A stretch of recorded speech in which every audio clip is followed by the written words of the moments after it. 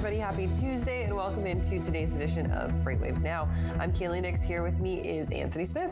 That's right. And on this episode today, we get to chat with Noi Mahoney about the latest going on in U.S.-Mexico border, as well as our Research Corner segment with Tony Mulvey, and a special guest might be myself. Who knows? Maybe, we'll see.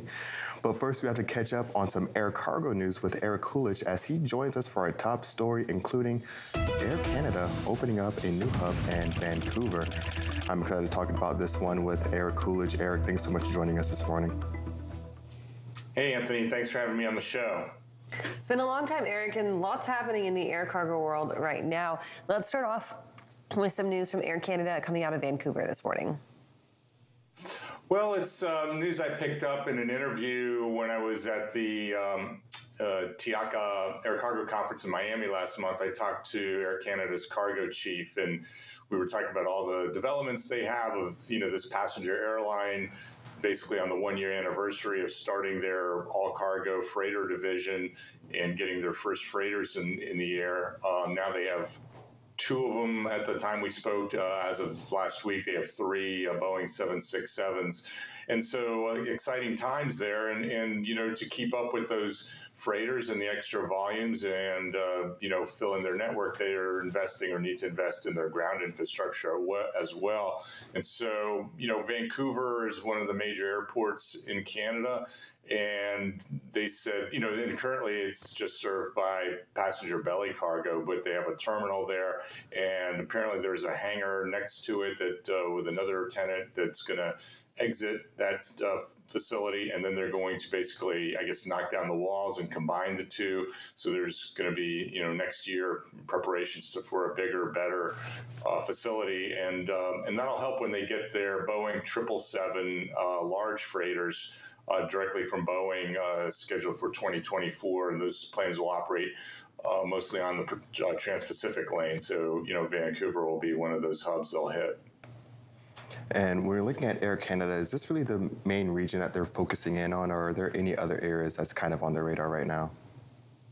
Yeah, good question. Since they've got these freighters, these three Boeing 767s, they've kind of gradually, as the planes have come into service, expanded their freighter network. So right now, it's the planes are going down to Miami and then to Ecuador and South America, I think Mexico City, and then they also go east to Halifax, Nova Scotia, and then to Germany, Madrid, Istanbul, maybe once a week to Germany. So it's kind of an Eastern network, but with this third freighter coming in, they've added Atlanta as a stop multiple times a week, Dallas, and Bogota, Colombia.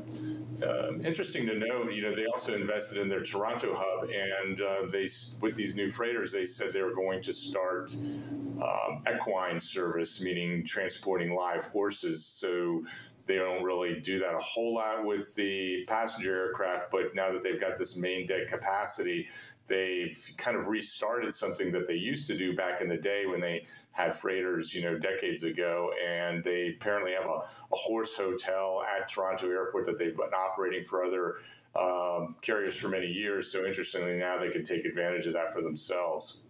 It's super interesting to know that they're involved in that as well. Let's talk a little bit about the cost of investment. Obviously, this means that their cargo sector is doing pretty well for being the passenger airline taking on that cargo responsibility now. What are we looking at as investment-wise, how much money they're spending on this Vancouver expansion? I couldn't get a number from them on the Vancouver expansion, but they have this kind of cargo hub improvement program. They're doing some other hub improvements. And as I mentioned, Toronto, they have about US dollars, about $75 million plan there. They did about a $12 million improvement early this year. They completed an expansion of their cold storage facility there. So much bigger, more sophisticated cold storage in Toronto to help with pharmaceuticals and other shipments, especially, with flowers and pharmaceuticals. So we got a number on that investment, and, there'll be more investment along those lines, but I don't have any specific numbers. And Eric, as we look at, it seems like a lot of expansion, as you said, happening on the eastern side and definitely in South America.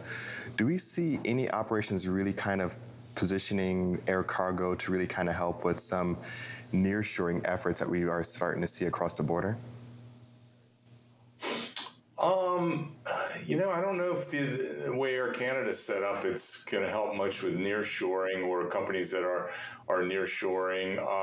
But it will help with, a lot of those, Central American types of products like seafood, flowers, fruits and vegetables, automotive parts, and so forth. So those types of trades. But, I guess you never know, how it could help someone. Anytime you have a kind of a robust network, more shippers can take advantage of that. And, when you combine their freighter network with their passenger network, you can get to more cities because you have more connections. And that's one of the things they say about these freighters. It's like one of their vice president of cargo calls it a seasonality buster. When we fly the passenger aircraft, we shift the capacity in the summer when it's busy, and then we take some down in the winter. That can, squeeze some shippers who need those cargo lanes. So now we have the freighters. We can run them on the key lanes anytime, without having to worry about what the passenger requirements are. Eric, let's touch on some of the other big stories in the air cargo sector that we've seen come out recently. CMA CGM deciding to cut their U.S. service. What's going on there, especially as we see other providers wanting to expand into the U.S.? Yeah, it's a very interesting development. As you recall, CMA CGM is a major ocean shipping line, and with their huge profits in the last few years, and part of their strategy to become kind of an end-to-end logistics provider, they started up early in 2021 a cargo airline of their own. The planes were flown by a small passenger airline. They provided the crews to operate these planes. Then they have acquired a couple of Boeing 777 freighters, and they're starting to build up their own crews themselves and get them on their operating certificate in France. And so they've been operating to Chicago and Atlanta since last year, among other few stops or destinations. But I found out through reporting that they basically quietly shut down these U.S. destinations because it wasn't quite clear, but it seems like they weren't getting enough business, especially backhaul, to fill these up, and they wanted to get to profitability quicker. So what they did is they basically just on the spur of the moment told customers, we're out of the market for now, and they released the planes. Basically, are flying them for DHL Express and Qatar Airways, the largest cargo airline in the world. So they tell me they're going to be bringing that service back, early in the new year. But it was interesting that, some forwarders just got cut off basically temporarily and had to find, other airlift. And Eric, do you think we'll see any similar actions from other carriers, or this seems like to be an isolated event here? That's, I think that's a pretty unique reaction to the market, especially being new. So they probably didn't have that many customers, so they thought that they could pull this off. But I think we'll see as the market continues to soften, less use of charters, air cargo charters, some pull down of these older freighters, 747-400s that are expensive to run. And so I think you'll slowly see some freighter capacity comes out of the market, or forwarders not chartering them as often because, they can't fill them. They don't need them as much as they did months ago. Eric, right on that thread, let's talk about Cathay Pacific coming out of China. Obviously, they've had the toughest COVID restrictions basically across the world for the longest time. We're starting to see some of those ease, more freight start to move, but is it needed anymore? Well, so, that kind of builds on the last segment we were talking about, but, the peak season just has never materialized, for across all modes and even in air freight. And there was just the tiniest of bumps, maybe September, October of a little bit of extra freight coming for the busy season. But, market analysts the data shows that there was some decline month to month, October into November, and we're still seeing that weakness. And, Cathay Pacific is just a kind of, perfectly represents that. They've, in addition to just getting hammered by the COVID restrictions in China and Hong Kong, which has limited their passenger fleet to nearly nothing, and even restricted their freighters, they said that their cargo volumes month to month are down slightly, but more importantly, they're down like 25% from a year ago and more than 40% from 2019. So there's still, while all the other airlines mostly around the world are recovering, they're still having a difficult time, kind of making ends meet. It definitely sounds like there's a lot to this story, and definitely with developments going on in China. Thank you so much for joining us this morning, and we'll be sure to follow up with you as this continues to develop. My pleasure. All right, and we're going to head on over to the wall for this morning's first carrier update with Tony Mulvey and Donnie Gilbert.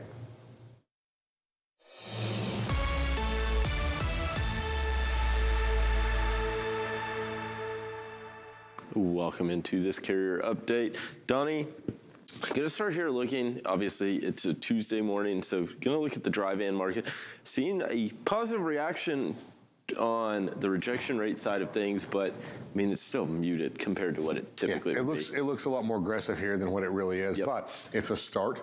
So here, volumes declining slightly. We expect that. We've seen that. We've already looked at seasonality maps. Volumes drop from the beginning of from after Thanksgiving throughout the rest of the year, or till the year end. So, but rejection rates normally start to pick back up, and they probably get up 10 to, they increase several percentage points. In 2019, it got up, above 11% or whatnot. We were curious how high this would climb up to, but it's a late start, and we only got a few days left here before the end of the week, before the Christmas season. Really, it'll pick up and probably peak in between Christmas and New Year's. But I'm not really expecting to get that much higher because everything's just been so muted. Yeah, I mean, just looks really aggressive until you look at the scale, right? I mean, we're talking what, 3.5% to 4.2, basically? Yeah. I mean, like, you're talking 70 basis points in the course of a week, which on a normal time really isn't much to talk about. Right. So, but this is big news because at least the decline has stopped. Yeah. So it does mean something. So now how far up will this go? That's also, carriers need to take advantage of this right now. They all need to look at it and say, hey, look, we'll start applying upward pressure on our prices, because the higher that you can get these spot rates up during this time period is going to dictate where it starts that downfall in the first quarter. Yep. And the higher you are, at least you can hold those for a little bit longer. And if you start at a lower point, it's probably going to decline the same and get maybe a little bit lower than what you really, well, it's going to get a lot lower than what everybody really wants. Yeah. But, obviously start now. When you see this market turning like it is, start pushing those rates up, and maybe you can get them inflated a little bit higher. Yep. When we look at the NTI here, and I think it's going to be our third section, you'll see that fight between shipper and carrier on pushing rates up and pushing rates down. It's really thrown some volatility into that. Let's look at our next chart here, Tony. This is the WRI. Not a lot going on, not a lot of significant changes, but we are seeing a couple. We've got some in Michigan, and we had some in Houston and Omaha here. So we do have some markets that are changing. So if you're in these areas, you're running these loads, you're going to keep your trucks out over Christmas and take advantage of some spot rates. Maybe these are some of the markets that you might want to check out. Yeah, and this has changed even from earlier or over the weekend, right? I mean, Atlanta was popping up last week. So, I mean, you can see the changes happening in real time when you start looking at something like this. You need to look at this right now every day from here to the end of the year. Absolutely. Well, Donnie, thank you so much for this update. We'll be sure to check in with you again a little later. Right now, we'll toss it over to Sydney Edwards. With a first look at our headlines for the day, I'm Sydney Edwards. Now, Birmingham, Alabama-based software provider McLeod Software just announced it has integrated truckload spot rates from FreightWaves Track program into its core software products, PowerBroker and LoadMaster. McLeod has been a leader in creating TMS software for 35 years and has over 1,200 customers across North America. This integration is currently live and pushes spot rate data into the McLeod products through an integrated API. Track rates are based off of booking transactions submitted by members of the trusted Adjusted Rate Assessment Consortium, representing approximately $16 billion in annual spend. And XPO leadership says it sees multiple paths to grow its LTL earnings, even with the pulled divestiture of its European logistics unit. The breaking up of its European conglomerate was canceled due to weak capital markets in Europe, and leaders said that the unit was performing well despite that market softness. XPO has been successful in spinning off multiple units here in the United States over the last year, and is now predominantly a North American LTL company worth $4.5 billion. That's according to CEO Mario Hank. And a handful of trucking companies, logistics firms, and cold storage providers are collectively owed millions of dollars after frozen meat importer South American Beef went bankrupt. The Des Moines, Iowa headquartered company filed the Chapter 11 petition last week after being in business for over 20 years. The company listed its assets and liabilities between $10 and $50 million and says it has up to 99 creditors. SAB said funds will be available to pay off its creditors after administrative fees are paid. Now you can find details on these stories and more at FreightWaves.com and on our app. And if you're watching us live on YouTube, give us a like and subscribe. We're going to have more after this break. Stay tuned for more FreightWaves Now.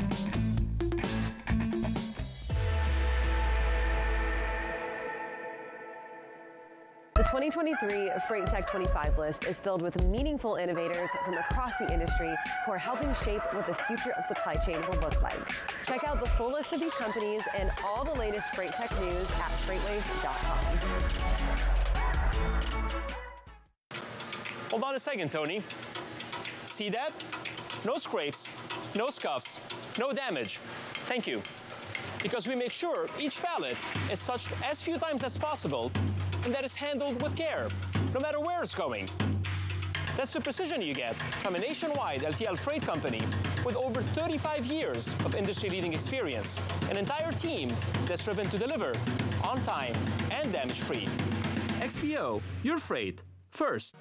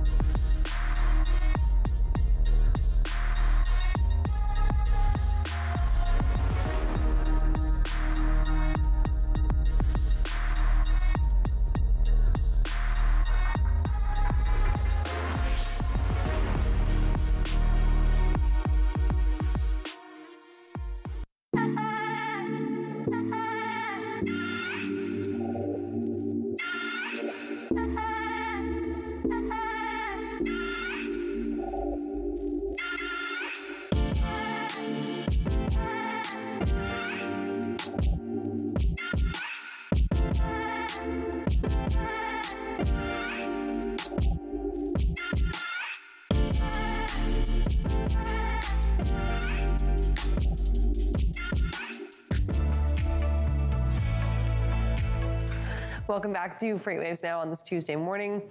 Time for our first check of the weather. We're watching that developing winter storm, starting off with some snow showers moving through the Pacific Northwest right now. And this is just kind of the beginning of what is going to be a very impactful storm for your Christmas travel later on this week and then into the weekend. Let's check it out in Sonar Critical Events. Got that radar turned on right now, and we can look up to the Pacific Northwest, Washington, into Oregon and into Idaho. That's where the snow is starting to begin. So we've got this moisture moving onshore right now from the northern parts of the Pacific, bringing snow right now to the Olympic Peninsula, into Seattle, Tacoma, as well as the mountains of Washington there on the western half of the state.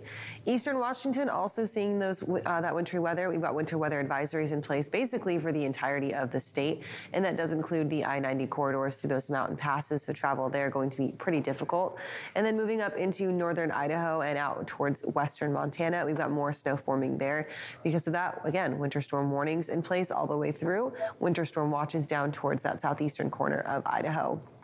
Other than that, we are just now preparing for this winter storm to move up through our area and then really start to impact places all the way from the northern Great Plains into the Great Lakes with heavy snowfall. We'll see some high winds out of this. We possibly could see some blizzard conditions again, but mainly going to be watching the intense snowfall potential for your Thursday on into Friday. So as far as Christmas travel goes, basically if you are moving anywhere north of Kansas, it's going to be difficult, if not impossible. So start to make some contingency plans. Maybe start thinking about, if you got to fly, maybe start to think about driving. But either way, just be sure that you are being safe and taking care to manage your travel here as the next weekend comes through. We're going to go ahead and keep watching the storm as it continues to develop. We will be watching some extreme cold, though, settling into the lower 48 after the storm moves on through. We'll talk a little bit more about that coming up later on in the show. Right now, I'm going to hand things on over to Christian Thomas. He's got our first check of the social roundabout this morning.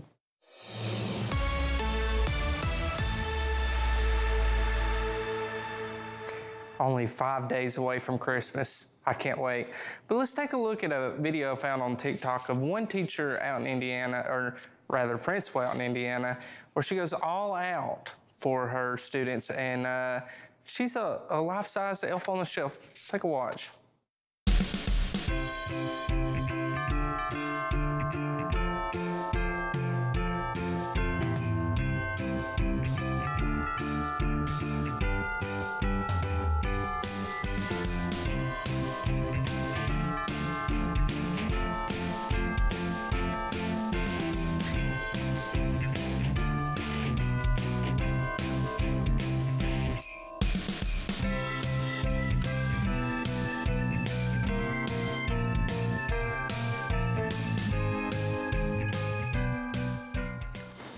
Yeah, Elf on the Shelf's a lot of fun. I enjoy seeing some of the pictures that my niece and nephews will send over of their Elf on the Shelf.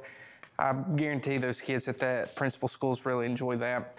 Switching it up, let's take a look at some truckers who got stuck in snow last week out in Vivian, South Dakota. Let's take a watch. Well, we're gonna call this day 6. Why don't you guys come with me? We'll go for a little walk.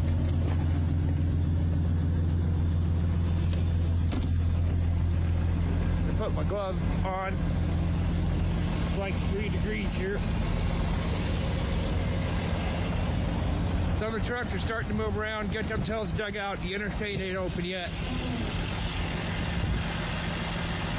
It's gonna be a while for me.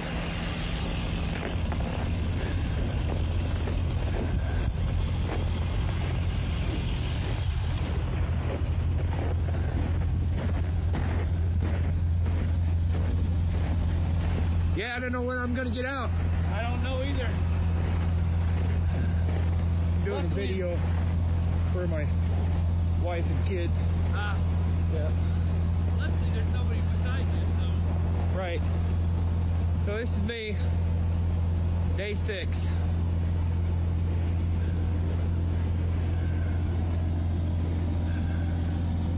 Anybody, bring a shovel if you're up this way.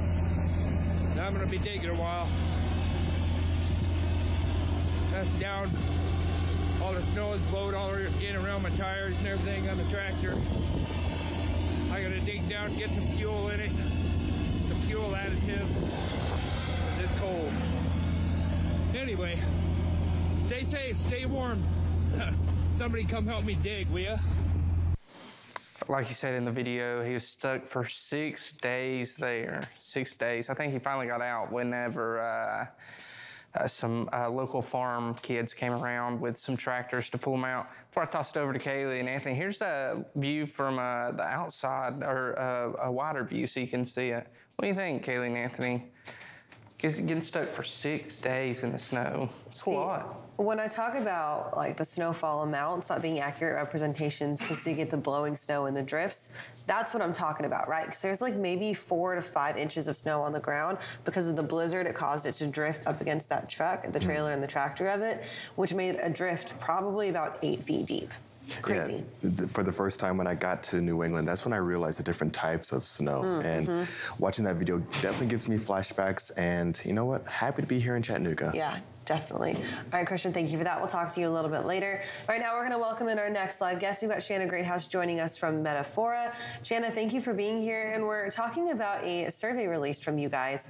And you've got a really good partnership with this as well. Tell us a little bit about what's going on. Yeah, it's great to see you guys again. Thanks for having me. Yeah, we have a partnership with Burns Logistics. They're Pennsylvania-based, kind of the eHarmony for contract carriers and shippers, matching them together. If you know the two ads, they're great guys. And we partnered in about January of this year, right when we launched the partnership program, to drive value through reaching out to their current carrier network. So we went ahead, designed a survey that touched a lot of different interesting points, and then went ahead and evaluated that information and published it on our blog.metafora.net so people can check out all of the different findings. Yeah. And Shanna, what were some of the metrics around that survey? For example, how many carriers were interviewed, and what were some of the insights gained from it?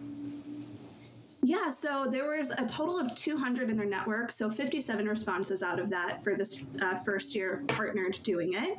And of that, we found that for the fleet size, it was about 120 for the median. It was much higher when you did average because they work with some really large carriers as well. So just focusing on the median.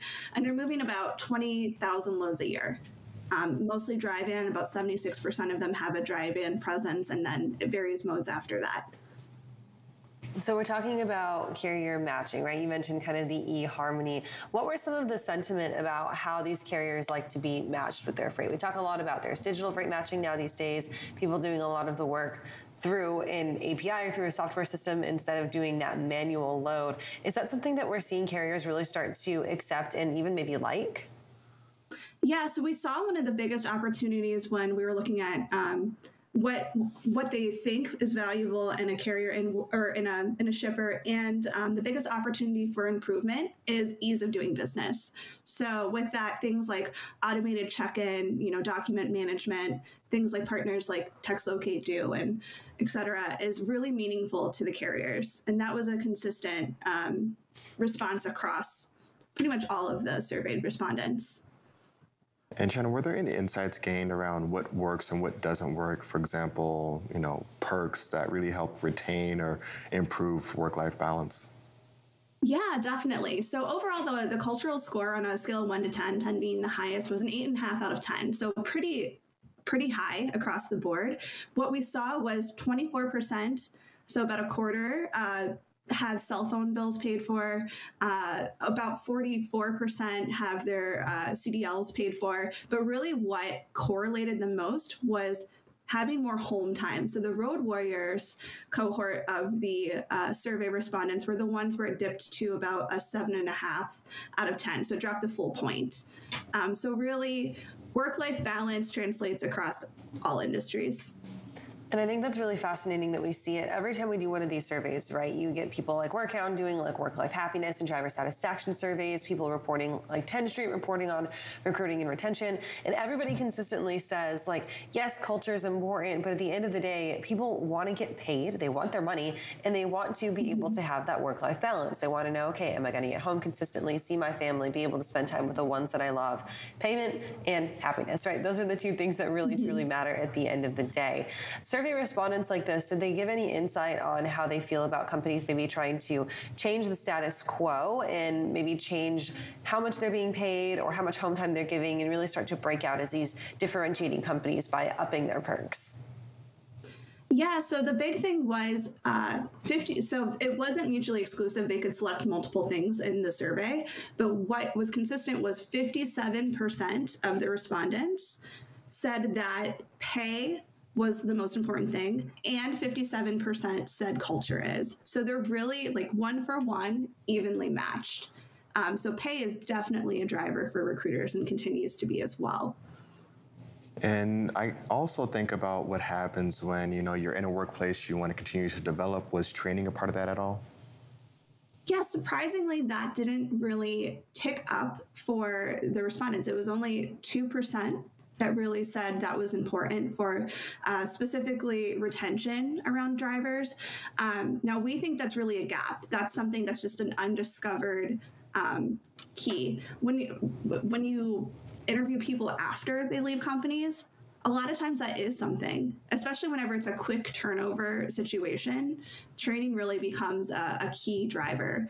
And that's something we're definitely going to dig into on the next round of surveys is trying to get a little more insight into that. I think that's really interesting because one of your key offerings at Metafora is this continued education and this continued training, right? And that, going back to that status quo again, for us, a lot of us breaking into the industry, it's like, okay, here you are, you're brand new, we'll train you up really quickly, and that's the extent of your education. And building that culture can sometimes build on pulling in that education component and saying, okay, you know what, you've been here for a year, let's train you again, or let's train you as the industry changes, and keeping you up with, and not making that exclusively the employee's responsibility, right? The company taking on some of that responsibility to keep their employees up and trained and working as well as they can. Is that something that we can maybe expect to see from companies going forward as a way to better retain people in 2023, is adding to that education value and continuing teaching? Right. So the goal, especially with the economy turning, is getting more value from your people. And what's the easiest way to do that than to train up and upskill your current people? So really moving forward, that's going to be a huge initiative. I know for Metafora, one of the things we say is the biggest predictor of any person coming on and being successful is curiosity. And I think that's going to be a continuing thing across industries, and having curious people that are trainable and coachable and just seek knowledge, and then also fulfilling, to your point, that knowledge gap that they may have, or, satisfying the curiosity. And Shanna, as a result from these surveys, was there any discovered areas of opportunity that really had some of the largest potential? A biggest one, so this survey was from October, so this was just around when peak started hitting. So at that time, M&A was really the biggest area. We saw that 49% of the people or carriers that were polled said that they were interested in acquiring a business in 2023. And these are, the smaller guys. 120 is the median. There were some large ones as well. Conversely, those looking to sell in October was about 8%. We do think that that's probably shifted a bit higher now, just in having conversations with drivers. But we are going to be addressing that through another partner as well as Barnes in a webinar coming up in January, talking about how carriers can prepare for M&A and how they can approach it and what steps need to be taken to make sure that they're ready for it. Awesome, Shanna. We'll be looking forward to the results of that survey when it comes out. Thank you so much for joining us this morning, and have a happy holidays. You too, guys. Thank you. Happy holidays. Right now, we're going to take a quick break, but we'll be right back with more FreightWaves Now.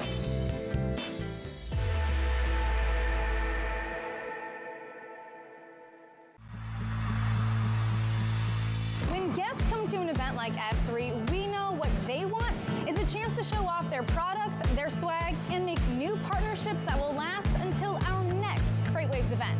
But the problem is there are so many industry events, it can be so hard to find the right one to invest your time and energy in. We at FreightWaves take your investment seriously. Which is why we've brought together thousands of industry professionals in one city over 3 days to showcase all you have to offer. Because your successful connections at an event like F3 move all of us forward. Don't believe us? Join us in June.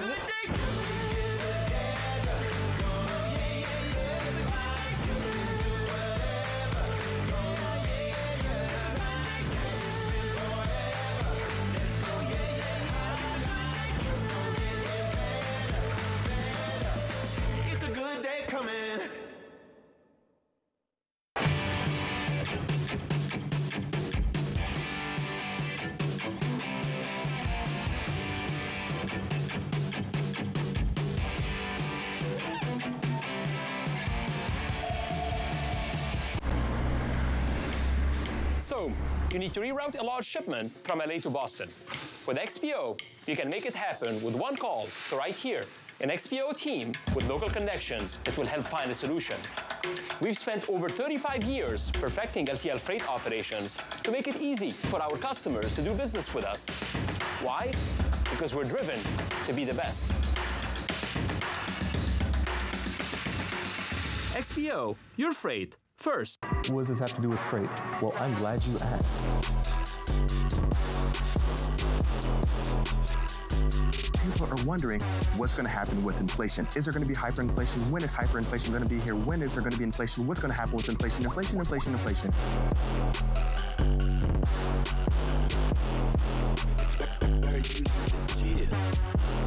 This is the sexiest topic within the economy right now.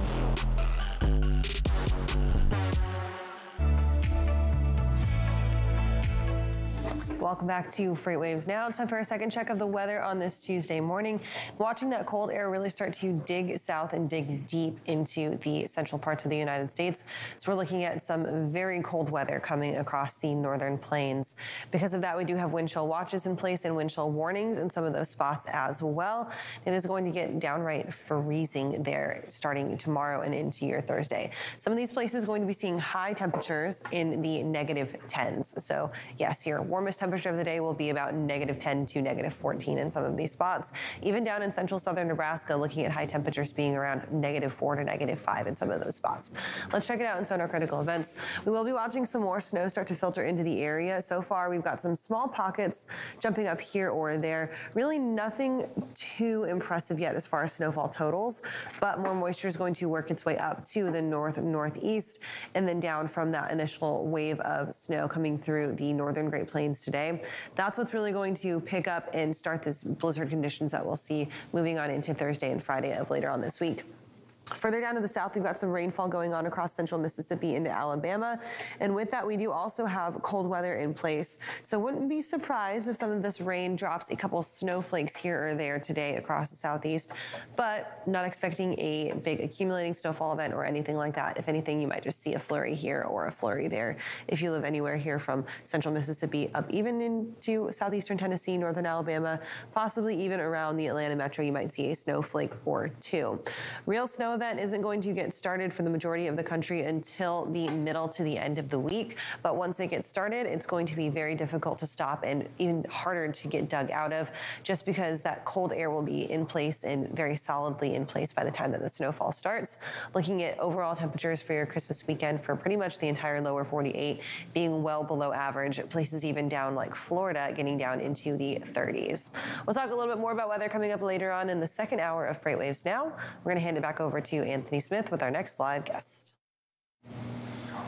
Awesome, Kaylee. Thank you so much for that update. And that's right, we have our next guest, and we have the one and only Mary O'Connell, our very own. Mary, thanks so much for joining us this morning. Thanks so much for having me, guys. So, Mary, we're getting it kicked off with really a big thing going into 2023 is really how to build a resilient supply chain. What's going to be the first thing that we have to jump into for this? So, I mean, anytime you think of really building your supply chain, ideally, you want it to be able to sustain any major issues that could happen. But really, you just kind of have to understand the real root of the problem. So right now, a lot of people are facing kind of some of those labor working conditions where some people, they're having some workers who've been working very hard or might have been labeled an essential worker during the pandemic that now, they've been pedaled to the metal for so long that they're not necessarily feeling that appreciation that they have, or it just might be difficult to find people to run a warehouse or, anything similar to that. Those labor shortages are going to continue to be a thing in 2023. So, identifying for example, like one problem that they have. There's also a lot happening with the larger macroeconomic environment and a lot of the, geopolitics that are happening. So you can't really account for those, but it's something to just, think of, maybe think of through the worst case scenario and, plan for the best, hope for the best, plan for the worst. So just little stuff like that maybe, look into the future, know that, it's not going to be a year like we had in 2020, 2021 or the first half of 2022 where, consumers are buying and spending all over the place. It's going to be something a little bit more muted and maybe closer to those 2018, 2019. So maybe go back to some of those forecasts there, use some historical data combined with what you know about the current environment for labor, for macroeconomics, you name it. They kind of need to like know what your most important need are and or is, and just know, okay, well, if we don't have employees, how bad does this affect our business? Like, kind of, paint yourself the worst case scenario of if you can change nothing and everything goes wrong, what is it? So that way you can work from what you think is rock bottom and work to build it more efficiently and effectively, and hopefully if you do hit that rock bottom, your supply chain won't completely fall apart. Mary, I feel like the word of 2022 for supply chain was resiliency, right? Like, can you get hit and keep going? But I almost feel like for 2023, the name of the game should be flexibility, right? Like, can you dodge and weave those hits instead of having to take them and then deal with the consequences later, right? Like, you gotta be flexible with it. If someone wants to maybe try and take that approach, the flexibility and preemptively plan for these disruptions that are obviously going to happen in your supply chain, what's that number one step to maybe pre-plan some flexibility into your supply chain? It's really a culture, your supply chain culture as a whole. Yeah, I would definitely start with watching the movie Dodgeball, because if you can dodge a wrench, you can dodge a ball. I was exactly thinking dodge, duck, dip, dive, and dodge. So thank you for being on my same brainwave length this morning. Never seen it. Of course. We'll get to that later. No, but if you can, first of all, if you can watch Dodgeball, you can survive any kind of supply chain situation. I'm totally kidding, but no, it is going to be kind of about flexibility, because anytime you ask someone, like, suddenly everyone's gotten very good at forecasting. I know exactly what's going to happen in the first half of 2023.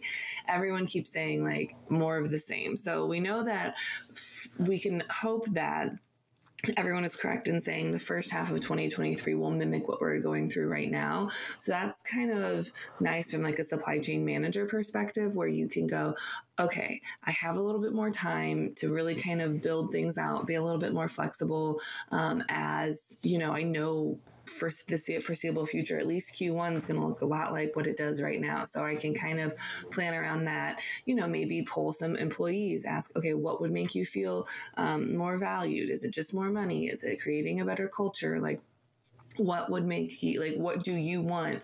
Because if you keep your employees happy and you can get them to show up to work, then, you've already got half the battle. But really just kind of like being flexible is going to be, really, it's going to be everybody's problem going forward. But the days of not being able to fulfill orders due to supply chain constraints, or, the days of going to Target and not seeing toilet paper on the shelves, like, I think that those days are kind of no longer acceptable by the consumer or by your other vendors. So if you're a manufacturer and you have to make parts that go to, for example, like an automotive, saying, oh, we don't have those parts because we haven't gotten our raw materials in yet, or, we're running behind or whatever, that's not really going to fly anymore. So I think it's kind of time to do some soul searching, if you will, to really kind of, know where your pain points are. And if you don't get a delivery in from one person, maybe we look at having someone closer by, whether that's, getting something via boat, bringing something up through Mexico, or bringing something down through Canada. Just, have different options, because the days of, oh, we just don't have it, it's a shortage, those days are going by the wayside, as so many other manufacturers, retailers, shippers have been able to overcome those supply chain constraints that everybody seemed to have a year ago. So, Mary, to finish us out today, you mentioned, people have seemed to have gotten really good at forecasting, but I think you are good at forecasting. I want you to give us a hot take for 2023. What do you think is going to be maybe the hottest take coming out of the new year or moving into the new year? What do you think is most important? A hot take into 2023. Well, I have literally no data to back this up other than just like a hunch. Maybe it's a pipe dream. Maybe it's, you know, I don't know, me just slightly off my rocker. We'll find out when we get through 2023. I'm going to say that it's going to be a return of peak season. So next year, I'm going to say that we're going to see a strong peak season like we might have seen traditionally in the past, because, you know, everyone's kind of done that supply chain market correction the second half of this year and into what I'm predicting to be the first half of next year. So I think that the second half of next year is going to mimic a more traditional second half of a year. So it's going to have that peak season start and ramp up around August or September. You know, back to school is really going to kick it off. And then we're going to see all of the retailers like hurry up and get stuff to their stores for the Christmas peak season. So I think it's going to be a return of the peak season, and we're going to see some spot rates increase with it. And Mary, you're our 3PL expert. If people want to catch more of your content and see more from you, how can they do that? Well, first of all, you can start by just staying right here, continuing to watch FreightWaves TV until 12:30 today. After that, you're free to do whatever you would like today, but today at 12:30. And then after that, if you just can't get enough, you can head over to freightwaves.com/checkcall to subscribe to the newsletter. You can also find me on LinkedIn and Twitter. So my DMs are always open. I love it. I'm here for any gossip that you have, any hot takes. If you want to tell me that my hot freight opinion is wrong for 2023, go for it. It might be, but I don't know. And if you like those hot takes, tune into Great Quarter Gals this afternoon at 3 o'clock, because myself and Gray Sharkey might have a couple of hot takes as well. Mary, thank you for joining us this morning. We'll talk to you soon. Thanks, guys. Have a good day. Right now, we're going to head over to the wall for our next carrier update.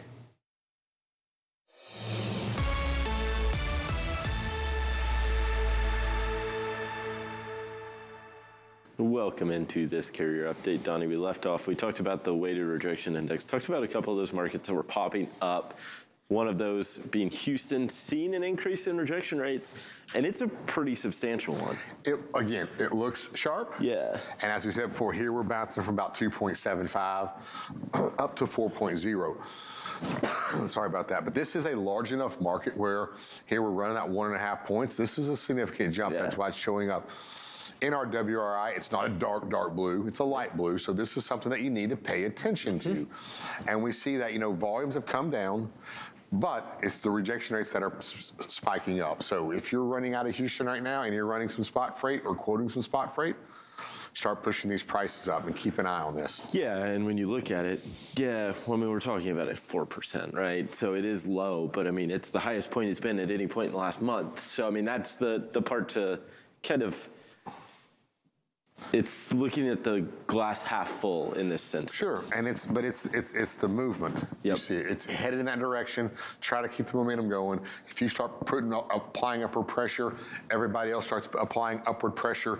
This could go to 8%, 10%, yep. And that's what you have to do when you see this on these maps. Is you see the direction. You're gaining some momentum, and if you react in that way, and everybody else happens to react as well, you can fight back and get this momentum for a little while. And we talked about it yesterday. Tender lead times. Go in there and look. You can break it down by the market. In this instance, you may be looking in Houston, there's a possibility you're talking a 2-3 day before the lead time, right? Yeah. You're seeing, so what's that? Pick up Thursday, Friday, really? Now you're talking about getting stuck over the weekend, right? And that's why you may see a rejection rate spike up too, because it's a carrier's reaction to whatever that lead, when that pickup date may be. Sure. And that's when they could be rejecting them. Let's look at Omaha. Omaha, a little bit different of a story. Looks the same, except we got volumes that are picking up slightly, which is good. It's a lot smaller of a market, about half the size or less than Houston. But we have rejection rates that have jumped up from 13% to almost 20%. Yeah. So these again are going in the right direction. Now, a lot of this could be because it's more than likely right through here because of this snowstorm, and you got rejection rates going both to Omaha and leaving Omaha. But this again is another time for freight to start backing up, building up, and you take advantage of these spot rates coming out of Omaha. Yeah, and this is a little bit longer of a trend, right? I mean, you're looking back, what, a little over a week of this positive movement, and it's still moving higher, as opposed to Houston, where it was that one big spike. And let's see what that trend is over a couple days. We're going to have that cold weather's moving in here. Yep. You're going to have some trucks damaged as well. That's why some trucks don't want to go out there. And this is going to get a little bit more expensive. We kind of talked this a little while ago. Your fuel mileage, when you're running in these colder weathers, if you're not operating at the proper temperature of the truck engine, let's say that the truck is sucking in too much cold air from the front, you're going to get a lot worse fuel mileage, which again can cost you a lot more money, and then your expenses go up. So you have to charge more on these loads as well, and you have to run the proper equipment, covering those radiators to keep your truck at the best temperature. Absolutely. Well, Donnie, thank you so much for the update. We'll be sure to check in with you again in the second hour. Right now, we'll take a quick break. We'll be back with more FreightWaves Now.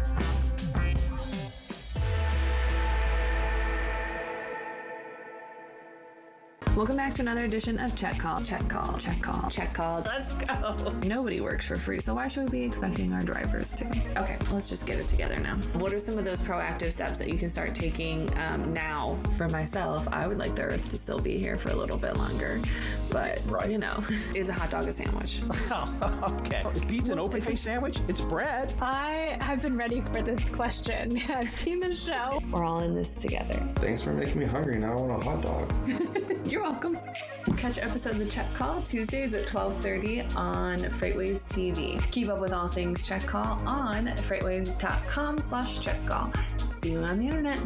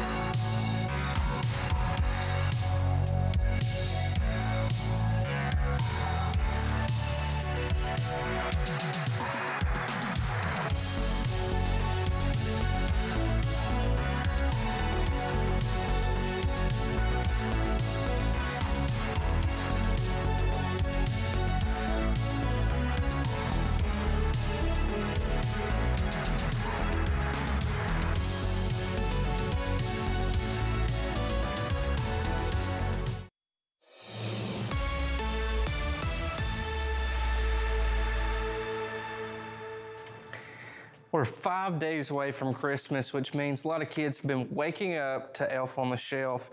And even some kids out in Indiana went to school singing a life-size Elf on the Shelf thanks to their principal. Let's watch it.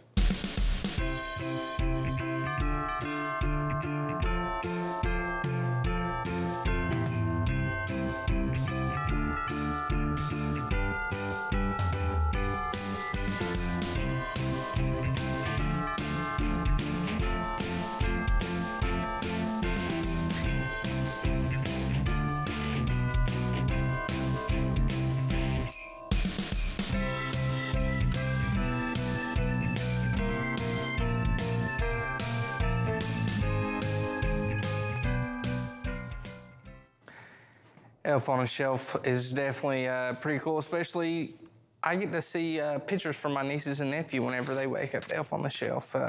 So could be fun. I imagine those kids have a blast waiting for their principal every morning to see what's going on. Let's take a look at a truck stop out in South Dakota last week. A few truckers got stuck out there for at least 6 days. Let's take a watch of this video. Well, we're gonna call this day 6. Why don't you guys come with me? We'll go for a little walk.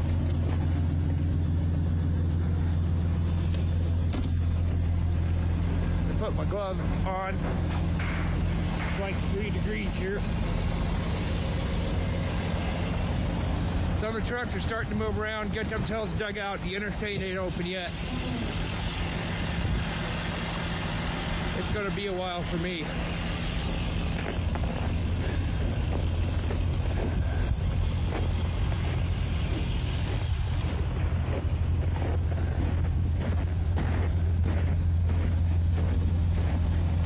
Yeah, I don't know when I'm going to get out. I don't know either. Now this is the outside view of that area. A lot of snow, a lot of snow. Kaylee will probably talk a little bit about it in weather coming up. But that does it for the social roundabout. I'm going to toss it to our market recap where we look at the last 24 hours in freight.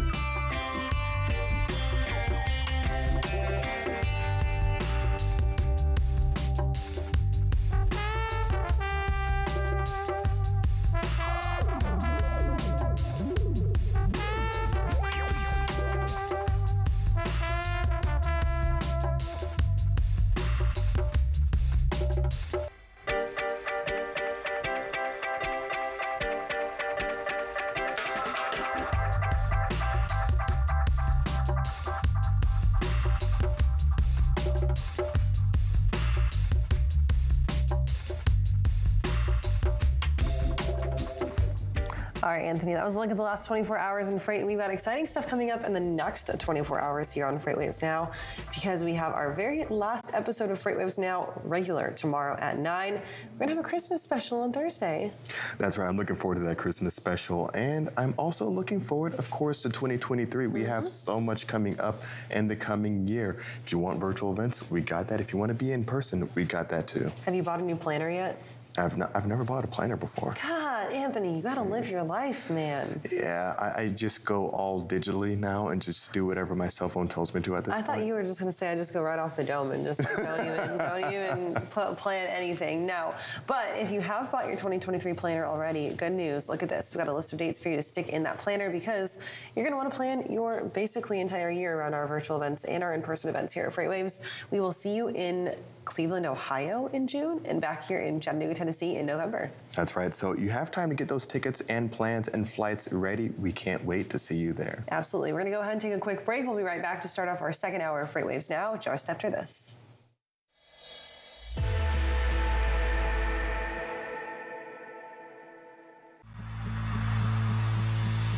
When guests come to an event like F3, we know what they want is a chance to show off their products, their swag, and make new partnerships that will last until our next FreightWaves event. But the problem is there are so many industry events, it can be so hard to find the right one to invest your time and energy in. We at FreightWaves take your investment seriously. Which is why we've brought together thousands of industry professionals in one city over 3 days to showcase all you have to offer. Because your successful connections at an event like F3 move all of us forward. Don't believe us? Join us in June.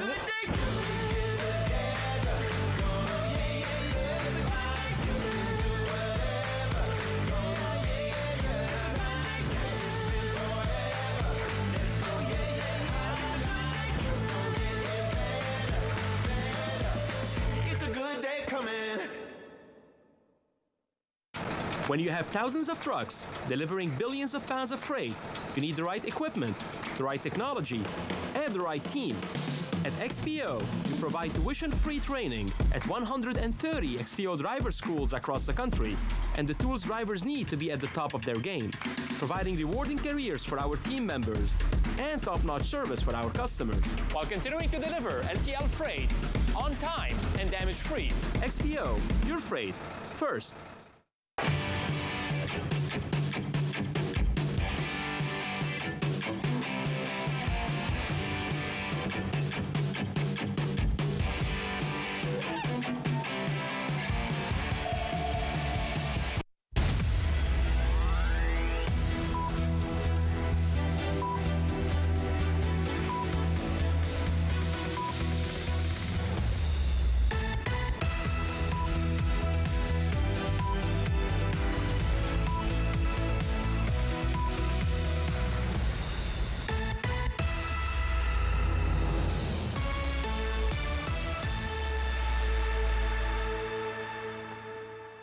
Welcome back to the second hour of FreightWaves Now. In this first carrier update, Donnie, going to start here looking at our National Truckload Index, that NTI, seeing still kind of the 7-day average is trending lower, but we did see a little bit of a bounce back. We've seen the up, data. down, up, down, up, down, up, down. This is that shifting back and forth, depending on what day it is, weekend, a Thursday or Friday, you know, and it's this where, you know, shippers are in control, carriers are fighting back. The time period that we're in is supposed to be a time that carriers control, where they can run their spot rates up to $5 a mile, and they're fighting right now for $2.53 a mile. Yeah. And that's just a testament of the period that we're in. That's why our PPI is down to 35, probably going to drop to 30. I believe we'll look at that here coming up shortly. And that our average spot rates are down to 256. Now this is all in. This includes fuel. So just to keep that in mind, and you can see it's really been on a downward trend when it should be the direct opposite right now. Let's go to the next chart here. PPI. So I went ahead and brought PPI up under the seasonality. Look at the last 3 years. And normally, where is it in December? Well, the last 2 years, you know, here we're at 75, 80-ish, you know, in this area because carriers really control this time period.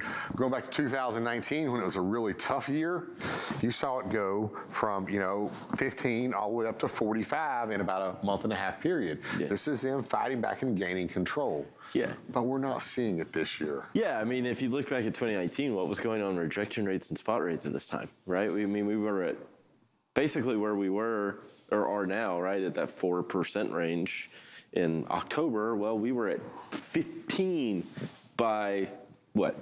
Right around Christmas. this time. So yeah, and we're at 4%. Yeah, it went from 4 to 15, and now we've gone from 3.8 to 4.16 or something. So. Yeah, but here you see it's going the opposite direction. This is going down this time, while this is going up, and our rejection rates really just aren't rebounding like they should. And I don't think they'll make it to 7-8% this year, anyways. And then once we break over the first year, they're going to start dropping again below that 4%. And like I say, how much do we get below 4%? We can't get too far. No, it's not always, you know, it can't be zero. There's always something being rejected. So this just kind of shows how the strength of the markets have shifted as we step down, stair-step down here through the summer, through the fall, and now to the winter. And I would expect this probably could drop down 20-25 during first quarter. Yeah.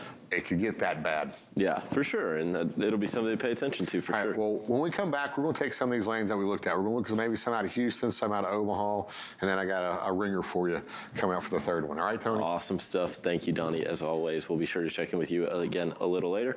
Right now, hand it over to Kaylee and Anthony. All right, guys, time to welcome in our next live guest. We've got our Borderlands reporter, Noi Mahoney, joining us to continue this conversation about record exports coming out of Mexico, this time around trucks and automotives. Noi, thank you for being here today. Thank you for having me. So let's dig right into it. Mexico continuing to just pump out a ton of production, heavy-duty trucks, medium-duty trucks, and just general autos. Yeah, that's right. They had a very strong November, the heavy-duty truck manufacturing industry. both production and exports increased about 47% year over year. Companies such as Freightliner, Kenworth, and International Trucks all reported very strong manufacturing and exports for the month. And Noi, do we see any trends happening with this ongoing manufacturing? For example, if the manufacturing seems to be accelerating right now, if it seems to be kind of maintaining this high level, or if we expect to see some kind of moderation in the future? You know, it's interesting. Towards the end of the year here, the last few months, manufacturing and exports seem to be accelerating. And I think it's probably a case of the factories fulfilling back orders. So I'm not sure if this is a trend that we will continue to see, you know, these big gains month over month for the year going forward. But one of the things that the trucking industry officials said is that supply chains are normalizing. So they feel that going forward, at least, it'll be more stable. And so they won't have these production shutdowns that they had, you know, during different parts of 2022 that disrupted the industry. No, I think it's really interesting to combine your reporting on production numbers with Alan Adler's reporting on new truck orders, right? Because we saw a pretty significant drop in new truck orders from October to November this year, but we're seeing those major makers like Kenworth, like Freightliner, continue to pump out really high production numbers, which would mean they're getting through that backlog, right? As these OEMs continue to do really well in their production numbers, do you think that we could see them opening up maybe some more space on their order books and fleets overall taking advantage of that new space on the order books? Yeah, absolutely. You know, these big companies, big shippers, they probably still have orders to fulfill, and they're going to need, you know, carriers to fulfill these orders. So there's going to be still a need for new trucks, or so I think you'll see some orders still going into 2023. And you know, the truck making industry in Mexico will probably still have some very strong months, just not, you know, 47% year over year like we're seeing in these last few months of 2022. And Noi, are we hearing any more news around other companies taking their activities to Mexico or near that borderlands area? Of course, I'm thinking of Elon Musk and Tesla. Are we hearing of any other companies like that? Well, you know, the big announcement last week, or it wasn't an announcement, but big news that came out of Mexico was that Elon Musk and Tesla are considering opening a factory in Mexico. And the location was pretty curious. It was in the Mexican state of Nuevo León, which borders Texas. And Nuevo León touches the city of Laredo, Texas. So this factory would be a big deal for Mexico. Obviously, Tesla is a very famous big company. The news was reported in a Mexican publication called Milenio, which is a very reputable news organization. And according to them, according to the documents they saw, Tesla is planning to build its semi-truck in Mexico, which is the all-electric Class 8 truck that Tesla has just debuted a month ago. So the state government of Nuevo León is super supportive of this, right? Because it's directly on that border of Laredo, as you mentioned. How does the other side of that feel? Obviously, if they're building right next to Laredo, they're going to be utilizing that border crossing super heavily, I would assume, for parts and then for exports back to the U.S. Is that something that Laredo is looking at and saying, yeah, we're really supportive of this? You know, I haven't talked to specifically people at the port of Laredo, but I know I know a lot of, you know, carriers and 3PLs in Laredo, so I'm sure they're ecstatic and just, you know, rubbing their hands together, you know, more auto freight for them to bid on and get a hold of. So I'm sure they're you know, jumping for joy if this happens. And Noi, what about some of the other areas I know in the Southwest region, namely Texas? Penske, another big one that we're hearing, I think is that in Houston? That's correct. Penske Logistics announced last week, or it was reported in the Houston Chronicle, that Penske is opening a 600,000 square foot logistics center in Houston, about 20 miles from Port Houston and the Houston Ship Channel. And I think it speaks to, you know, the strength of that market and that Port Houston. I know Home Depot and IKEA recently announced, big distribution centers over there. They announced it earlier this year, but they're opening big distribution centers in the area. So you have these retailers and shippers that are still utilizing Port Houston, and companies like Penske, trying to get a hold of some of that freight.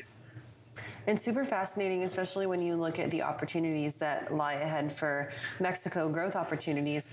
Now, I want to get your thoughts on the U.S. Mexico-Canada agreement and how the language in that, the wording in that really supports these auto manufacturers moving into Mexico. You've got U.S.-based companies taking their production south of the border and then taking that production, turning it back into exports for the U.S. and Canada. And how does that really help support kind of this circular economy overall for North America? Well, the automotive manufacturing industry for all three of our countries, Canada, Mexico, and Mexico is huge. And the USMCA trade agreement, has language or regulations such as the rules of origin that are trying to bring back manufacturing to North America. And so far, Mexico seems to be the big winner of automotive manufacturing. You see all these companies putting their parts factories in Mexico and assembly plants. And, Tesla is one of the biggest names, obviously, that came out last week. And ports such as Houston and, some of the Gulf ports in the Gulf of Mexico are going to be probably big winners of this increased manufacturing, automotive manufacturing in Mexico. And Noi, thanks so much for joining us this morning. Are there any stories that we should be on the lookout for from you before we hit the holiday season? I'm doing a 2023 bold predictions for U.S.-Mexico trade. I'll have that soon, and it'll be interesting to see what people think the bold predictions will be for cross-border in 2023. That'll be interesting to watch for sure. Noi, thank you for joining us. We'll talk to you soon. Right now, we're going to hand things back over to Sydney Edwards for our 10 a.m. check of your top stories.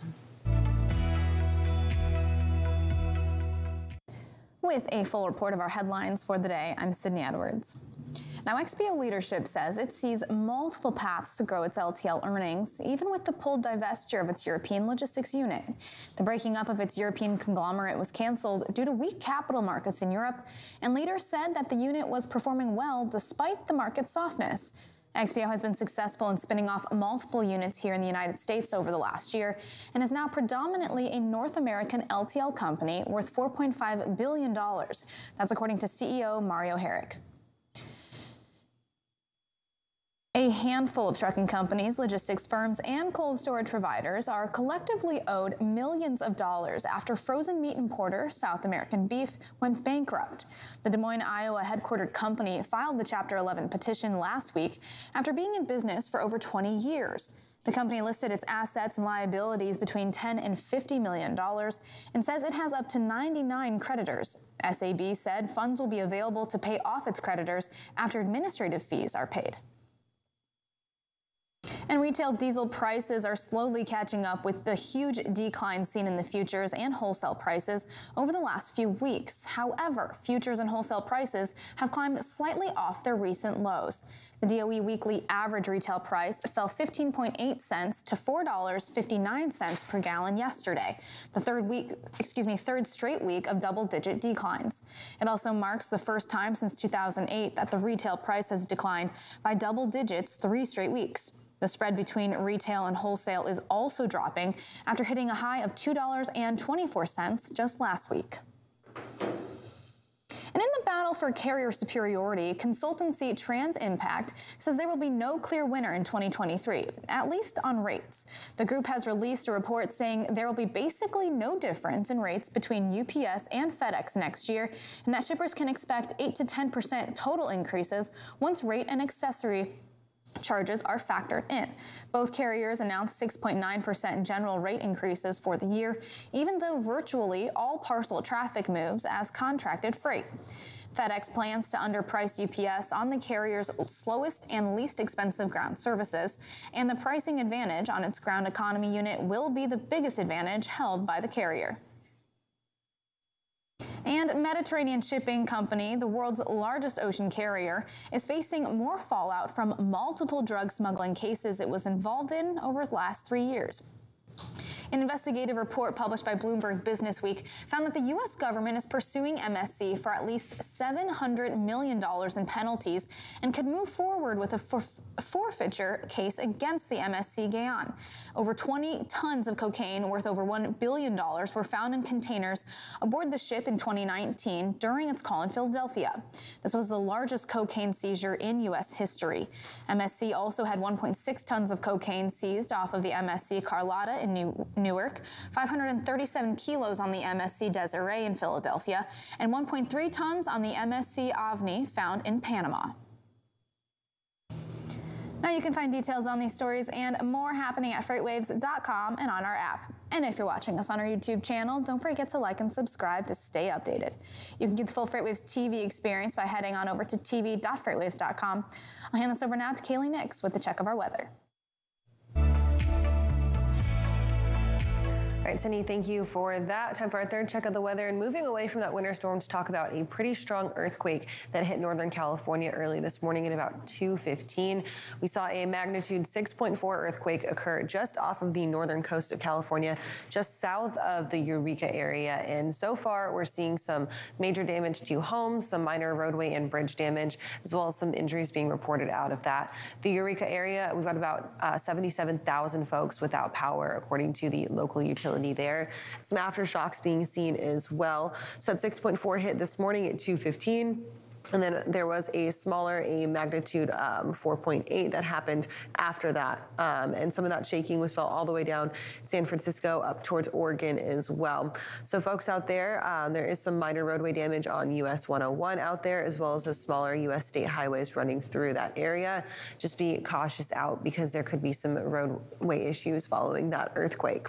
Let's move back into the weather for today, talking about that digging cold and the winter storm that is now shaping up across the central parts of the country. Cold temperature is going to dip down into the dangerous areas by the time that we hit the weekend. And we're talking dangerous cold with highs in the -5 to -20 range in some places.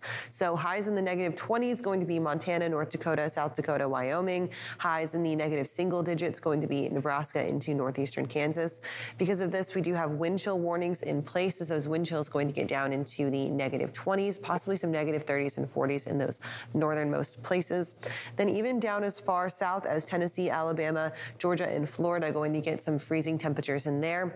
By the time we see Christmas Eve into Christmas Day roll around, high temperatures across Tennessee, Alabama, Mississippi, and Georgia going to be settling in those 15 to 20 degree range, again, for your highs. So really just incredible digging cold for your Christmas holiday. Hopefully Santa's bringing you a winter coat if you're across the lower 48 because you are definitely going to need it. We'll take one more look at weather before we're done here for the day. Right now, we're going to take a quick break and we'll be right back.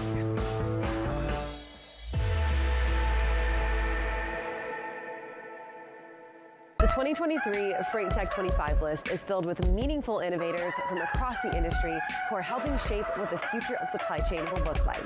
Check out the full list of these companies and all the latest Freight Tech news at FreightWaves.com.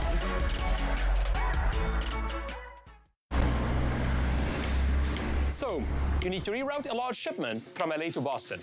With XPO, you can make it happen with one call to right here. An XPO team with local connections that will help find a solution.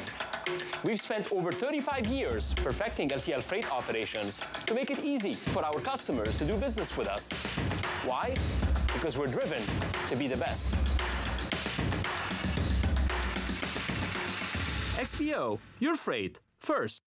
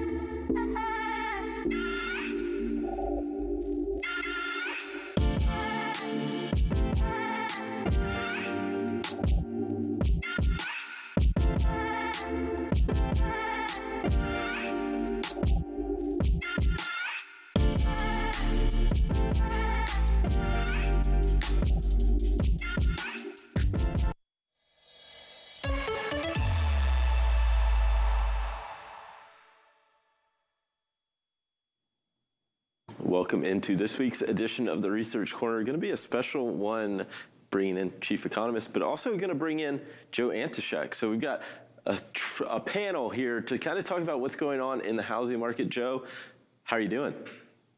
I'm doing great. We got Anthony squared today. I really couldn't be happier.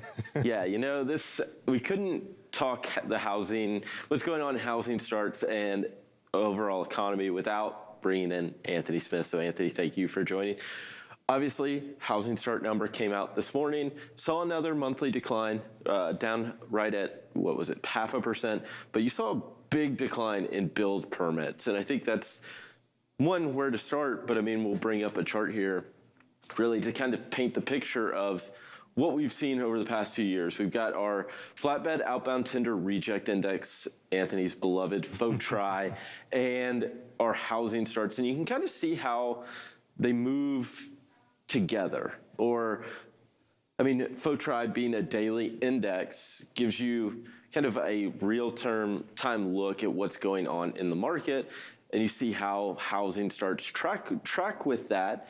And I mean, you saw a little bit of a downward movement in FOTRI in November. So I mean, Anthony, I'll start with you. When you see this decline in housing starts in November, does it come as any surprise?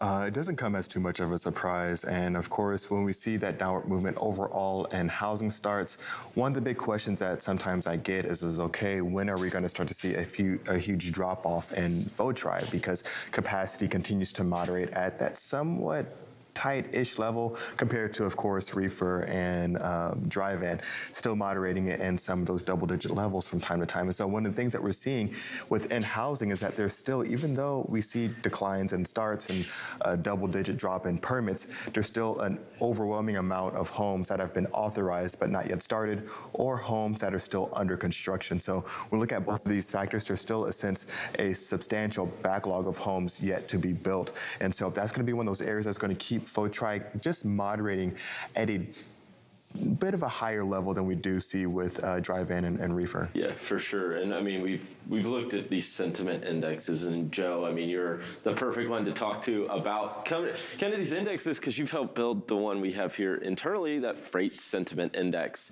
So I mean, Joe, we'll bring up Fannie Mae's home purchase sentiment index. We saw it uptick just slightly in November. I mean, up 0.6, but I mean, it's still at like the second lowest level of all time. Obviously, index only dates back into 2011, so doesn't include the financial crisis of 2008, 2009. But overall, right now, it seems like sentiment's really negative for those in the market for a house. Yeah, and Anthony, I actually want to talk to you about this. I sort of have a theory that we're going to see the housing markets rebound right around the time that we start seeing a turnaround in freight transportation in our sonar data. And the theory basically just goes that like the constraints that are on the housing market that are pulling down new home starts and home sales and these sentiment indexes, are pretty much the same thing that are putting downward pressure on the freight transportation market. So once we sort of hit whatever bottom we're going to hit with the job market, and whenever inflation gets under control and the Federal Reserve starts bringing down this Fed funds rate, I think that probably we'll start to see an uptick in the housing market. While everyone is still talking about this, potential recession we're in and how bad things are, and it won't be for a little while after that that then kind of the media at large starts to talk about, we're actually in a recovery. Yeah, I think one of the big things, like you mentioned here, is that I think it's going to be some time afterward for sure.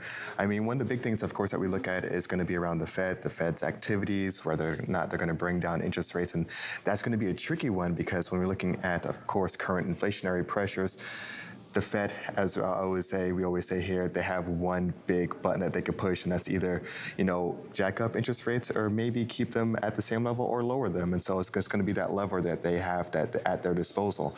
The bad thing is that pulling that lever down and lowering interest rates are going to be inflationary building. And we have to see that downward movement in inflation before we can start to see any type of inflationary building pressures from the Fed. And so that's going to be the tricky part. The other tricky thing that I think when we look at the housing market is going to be the existing home market, because existing home sales are going to make up around 90% or over 90% of home transactions. And we look at existing home sales, those inventories are still low, even though they bumped up, I think, ever so slightly in the latest month of data. A lot of homeowners are going to be a little bit hesitant to get out of their homes right now just because they don't want to be exposed to the higher mortgage rate environment and potentially trade out of their house for a smaller house, but paying more, or if not, maybe the same price. So it's going to be a lot of stickiness, I think, for existing home sales to really start to add to any of the market. The same thing with new home sales and new builds. A bit of an issue might be with some of these cancellations that might come through depending on where some of those homes are in contract. So there are just so many variables here. And that's why I love the housing market, because it's just it's almost like Econ 201. I would say freight is almost Econ 101. But when we're looking at housing and construction, it's just so many different dynamics here that we're facing right now. It's definitely going to be an exciting and intriguing time. Yeah, and I think you make some great points there. I mean, obviously, new home sales, obviously a small percentage, but I think one of the interesting things is especially on housing starts, right? So a housing start isn't a sale yet or anything like that, but you kind of can see, because they break it out between single family and multifamily, and we have a chart on that, and you can kind of tell multifamily housing has kind of been that driver of new or holding it up housing starts overall. I mean, you look here in the white line, obviously it's a smaller percentage of overall new housing starts, but I mean, single family housing starts have been on the decline, and a rapid one for really the last year. I mean, when you look at this and you look and this question goes to both of you, when you look at something like this and you start to see shelter prices in the CPI at such high prices, do you think that, I mean, this is just multifamily is going to be kind of where some of that, outside of those that are wanting to buy, does this drive stickiness in those that are renting? Hey, we can't go out because buying conditions are so difficult right now. Is it going to drive some stickiness, which obviously leads to increased demand for multifamily housing, and you see increased starts? I think on my end, I definitely anticipate that multifamily is going to be a much more popular one. And I think one of the things that we saw in the run up into 2022 was really a lot of institutions getting into the housing market. I think we're going to still see a lot of institutions now get back into that market, really around multifamily, and really looking to get into the rent market and being able to rent out single family homes and multifamily home units. And so I think institutions, banks, things like that are going to look to definitely get into the housing market now and really make sure that they can capitalize on this rental market. Yeah, Joe, your thoughts? No, I agree. I agree with all that. I mean, I think single-family housing starts, I think of that metric as sort of one that obviously has a lot to do with home affordability. And as they become less affordable, with values staying, roughly where they are, and then interest rates going up on mortgages, it makes it tough. Right? So you expect to see more multifamily starts. Absolutely. Well, gentlemen, thank you both for joining me today. We'll be sure to check in with you again in 2023, as this is that last research corner for 2022. But right now, we'll take a quick break, but we'll be back with more FreightWaves Now.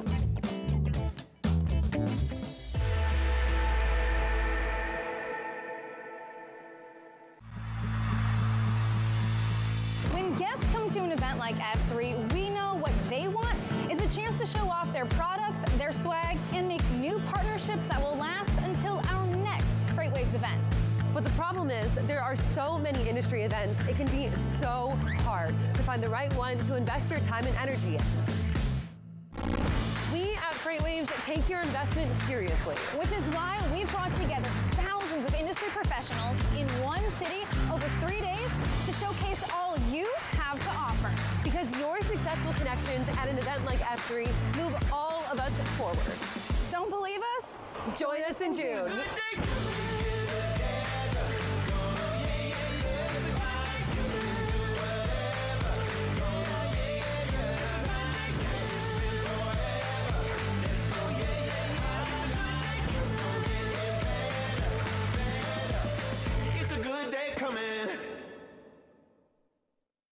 us is an LTL freight cross-dock facility. And we have locations like this all across North America. East Coast, West Coast, even our neighbors to the north and south.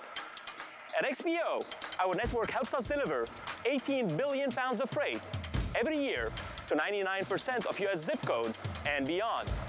And now, it's getting even bigger because we're adding 900 new doors to our terminals.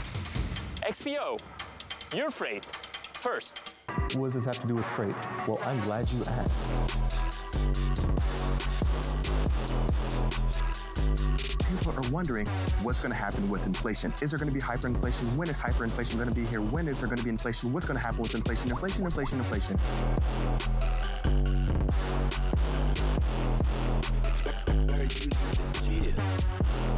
This is the sexiest topic within the economy right now.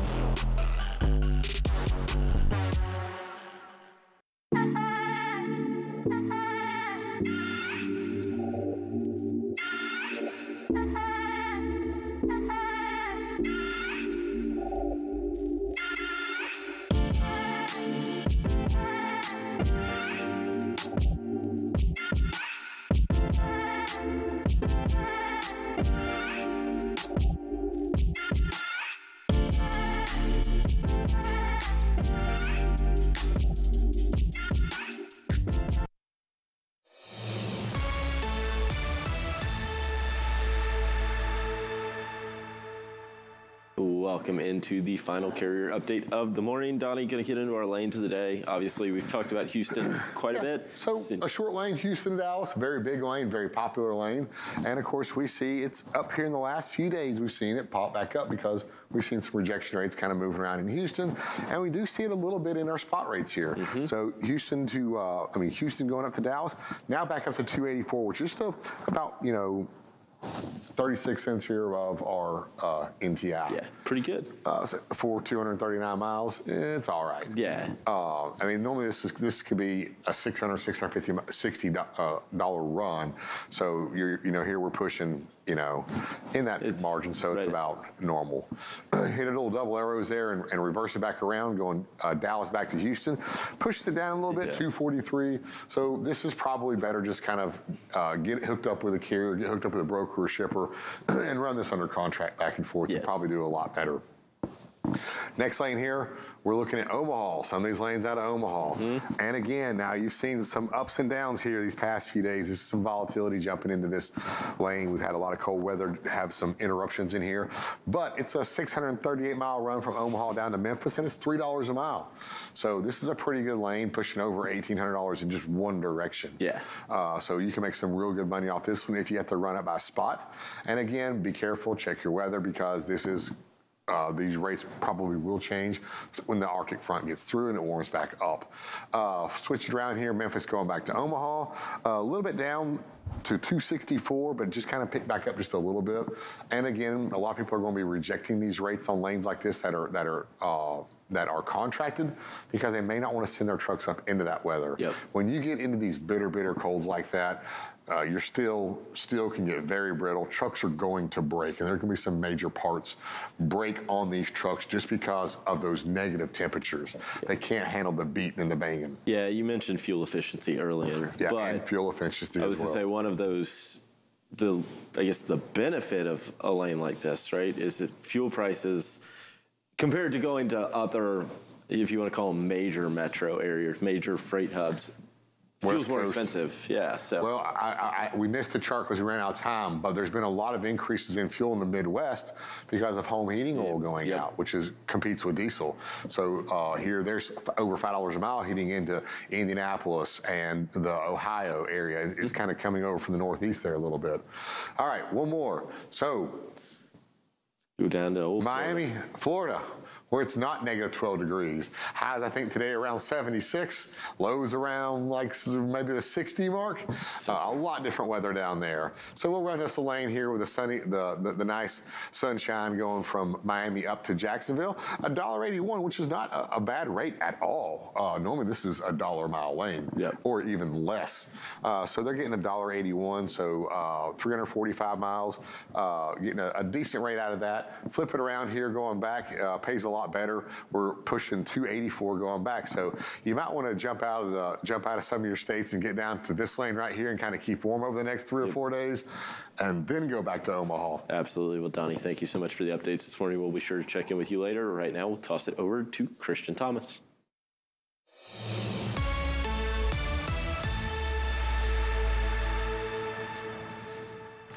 It's 5 days till Christmas, which means kids are waking up to their elf on the shelf up to no good. Well, some kids out in Shelbyville, Indiana, have been showing up to school, singing a full life-size version of Elf on the Shelf thanks to their principal. Watch this video here.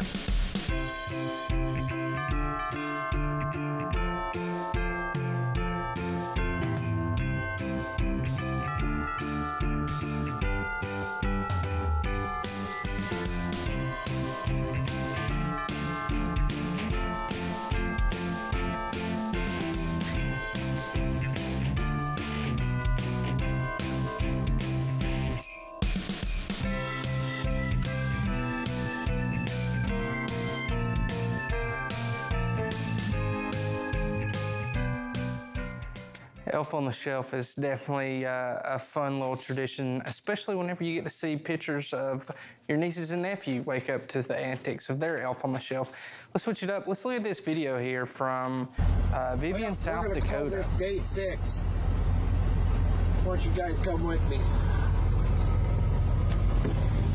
We'll go for a little walk.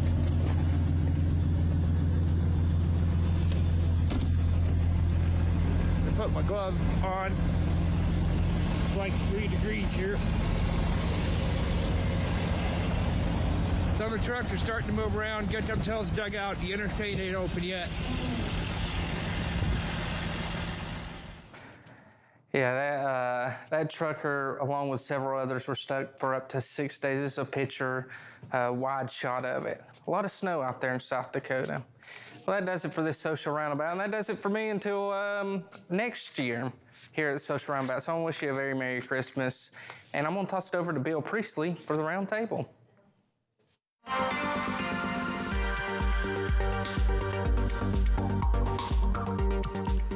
And welcome into the Roundtable. Bill Priestley here with you. And today we're going to be talking about the year in freight law. And we're doing that with a special guest, a special friend as well. Matthew Leffler joining us from, no doubt, the cozy confines of his home in Chicago, Illinois. Matt, how you doing? I'm doing fantastic, Bill. Good to see you, man. How are you? Good, doing well. I'm glad to see that you're not as sleep deprived as perhaps one might think. If you follow Matt on social media, you know that they've had recent additions to their family. That's right. Mm-hmm. We have Excellent. twins on November 15th. It is absolutely amazing. I'm learning logistics for the real first time of making sure I have the right supplies, burp cloths, diapers, outfits. It's incredible, man. It's incredible. There you go. All right, so let's dive into the year in freight law. And obviously there was a lot to talk about. The big elephant, perhaps AB5. The next biggest elephant, probably C.H. Robinson. Let's just start there. What was maybe the biggest news for you in terms of looking at what we're dealing with rule changes or rulings in 2022? It's absolutely fascinating. These are the same topics we see every couple of years around what is an employee or what's a contractor, who's responsible. So talking about AB5 specifically, this is a fascinating case. This is about understanding what level of control a hiring entity has over somebody else. And what is the hiring entity's business? What do they do every day? And then finally, what does that individual entity, the worker, what is that independent contractor, what is their relationship to that hiring entity?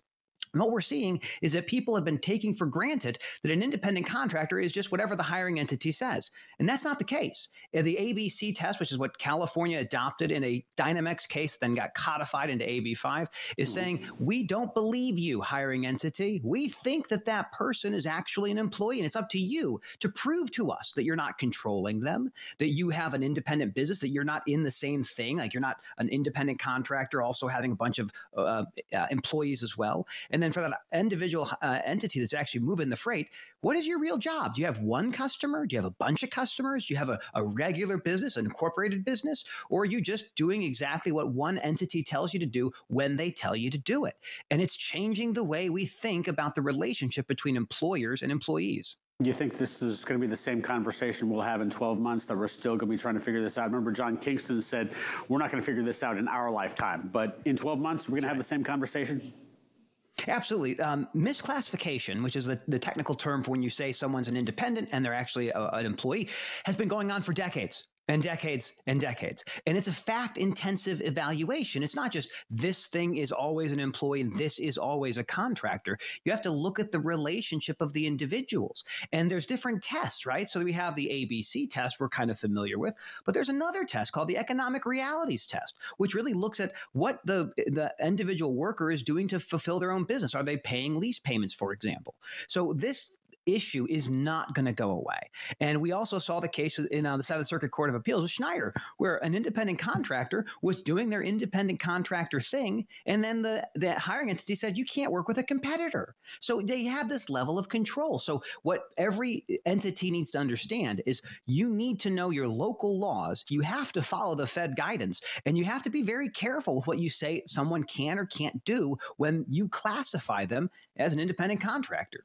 Let's move over to the other, at least big ruling, or rather non-ruling in this case, the C.H. Robinson case that we had earlier this year, where now a plaintiff can sue not only the carrier, but the broker and or shipper as well. And remember you commenting that you thought this was coming, this should have been here a long time ago, but now it is officially here.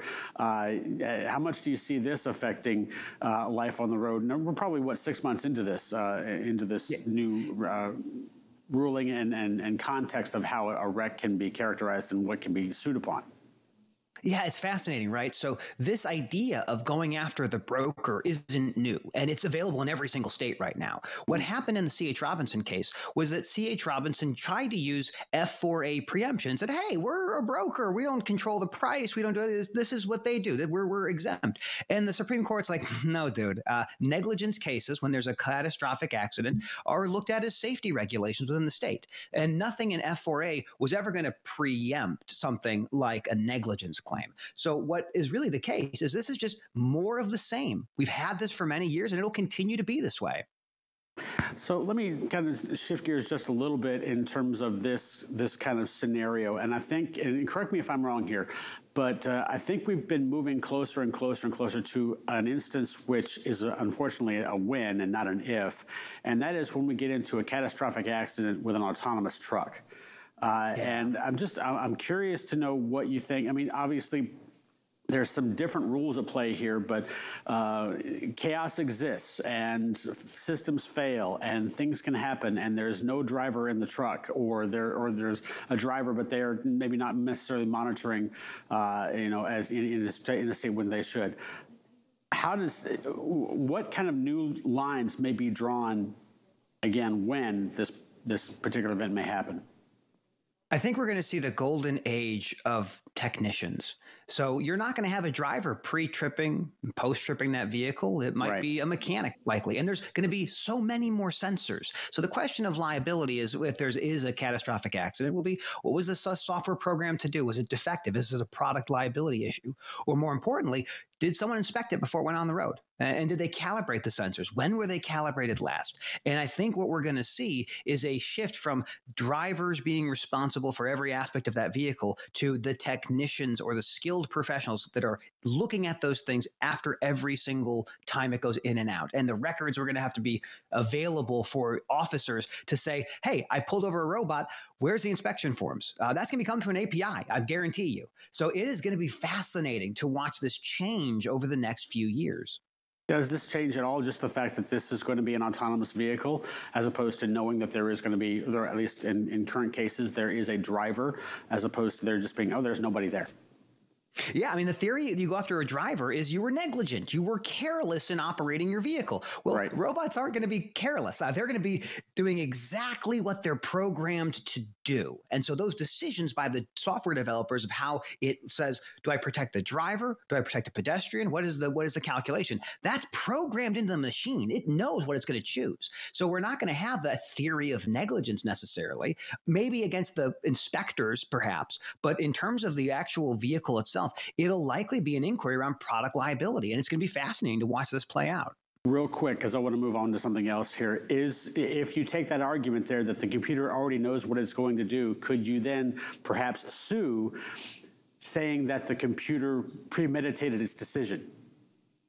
I think that's a really good question. And it's going to be what regulators have to answer. FMCSA is not really weighed in on autonomous vehicles. They will have to help make decisions of how these machines make choices, because it's like that same question you have in game theory. If one person is on one side of the track, 5 over here, who do you save? The robot has to know the answer. It has to know, and it'll make that decision. And it's going to be, again, really interesting when you start putting all the sensors together, all of the big data around this, and how do you find ways to reduce the cost of freight? And it's making things more autonomous. Gotcha.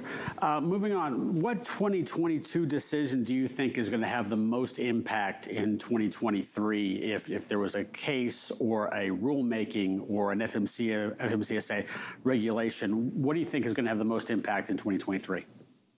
I feel like it's going to be AB5. And I think that's because so many people are misclassified now, or could be misclassified, and they don't know it. And this has got this into the zeitgeist. Everyone now is thinking about what does it mean to be an employee? And because that case is so prevalent, I feel that will make big changes for brokers, for carriers, for hybrid entities. And again, the ABC test is in 20 different states. So if that test becomes a predominant test, it is far more rigid against the hiring entity than the economic realities test, which is much more forgiving to the hiring entity. So I think that case will be by far the biggest challenge and issue over the next couple months. And it's definitely because now it's getting into the real logistics or the real litigation of what exactly is going on in AB5. I know the OOIDA is saying it violates the Commerce Clause, and there's going to be challenges here and there all over the place in terms of that there as well. Just a spoiler alert, I don't think any of those will actually be successful. Okay. I know they're going to make those arguments, they're going to try these things, but I don't see the Supreme Court making any moves because classification of an employee is generally a state issue, and they're going to defer to the states. But I wish them luck in that endeavor. All right. And then kind of wrapping this up, aside from maybe decisions that we've seen this year, next year in 2023, what do you think is perhaps a regulation, a law, a line in the sand that's going to get tested in the courts? I am so excited around non-competition agreements. I talk about these things a lot. There is federal regulation that's been sitting in committees for a very long time that are essentially looking to ban them in many aspects of how we think about non-competition agreements. When you think about it, 18% of U.S. workers are bound by a non-compete. 30 million people. Most of them have never read it, never negotiated, don't understand it. And we see people making pushes to opt out of having non-competes, but we may see the federal thumb come in and say they are not going to happen anymore. And if that changes, a lot of the stakeholders in this industry are going to be very upset because their entire retention model is around, if you leave, I'll sue you. Yeah, that's obviously, even in our industry, even in media, even in obviously freight brokers, we're seeing a lot of that. You're seeing Steam Logistics try to fight that as well. Absolutely. Yeah, it's going to be an interesting year. Matt, thanks so much for joining us, and obviously good luck on the new additions to your home. Thank you so much, Phil. Have a great day. Happy holidays, everyone. You as well. We'll talk to you later. Let's take a break. We'll come back and wrap up this edition of FreightWaves Now right after this.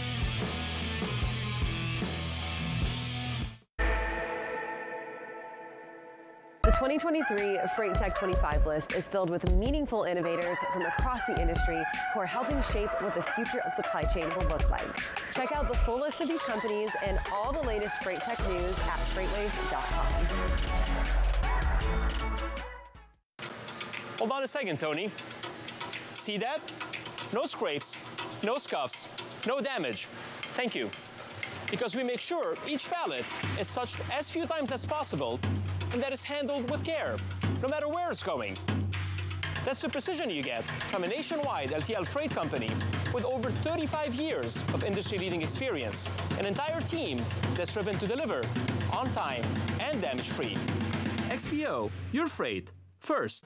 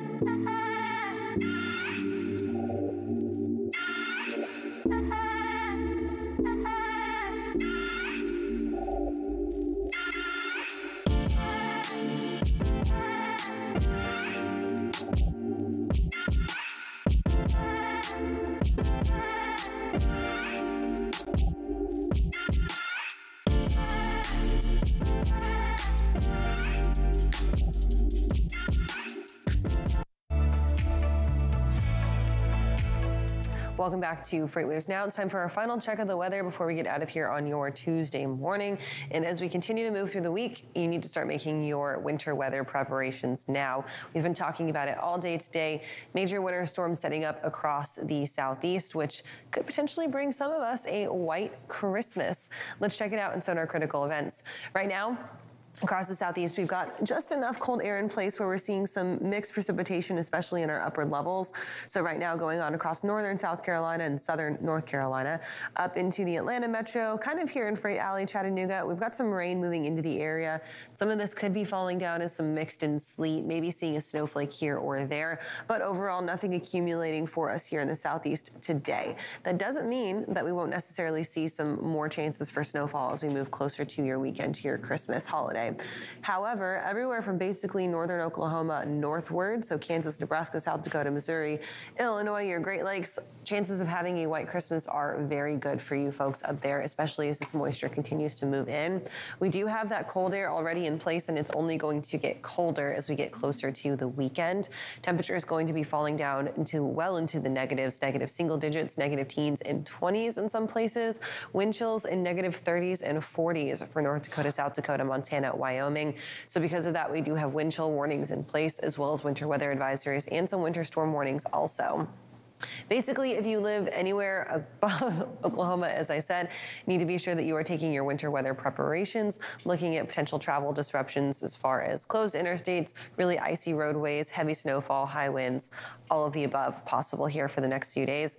So for your Christmas travel plans, make sure you've got maybe some contingency plans in place, and make sure you're taking extra time and being extra safe out there on the roadways.